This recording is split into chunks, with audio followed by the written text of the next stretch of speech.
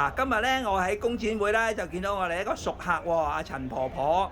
咁咧佢都用咗我哋嘅產品好多年㗎啦。今日咧我就同阿陳婆婆咧去分享下咧，咁佢用嘅心得啊，等大家啲老人家咧有啲咩腰酸背痛啊、頸梗膊痛，唔好灰心，有辦法幫到手嘅。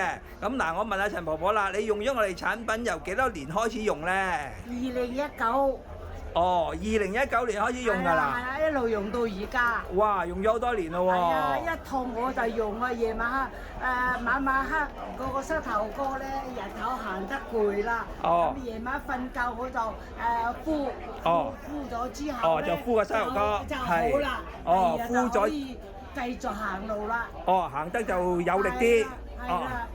咁你除咗買咗我哋個膝頭哥之外，聽你講仲有買咗好多產品嘅喎，仲有買咗啲咩？買咗件背心。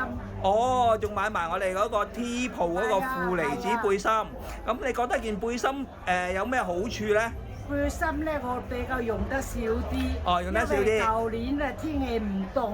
哦。唔凍咧就舊年上身冇乜發生咩問題，所以我冇用，即係用得少啲。多數用膝頭哥呢個。哦，多數用膝頭哥。效果好好。好好，即係幫到手嘅。係啊。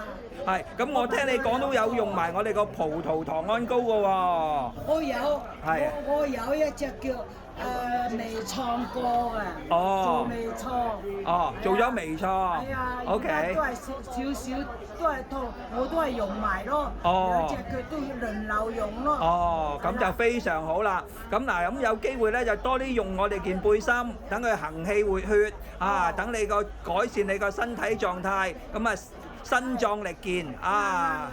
好啦，咁我呢度多謝阿婆婆嘅訪問啊，多謝晒你，祝你身體健康啊！好，大家都係咁話啊！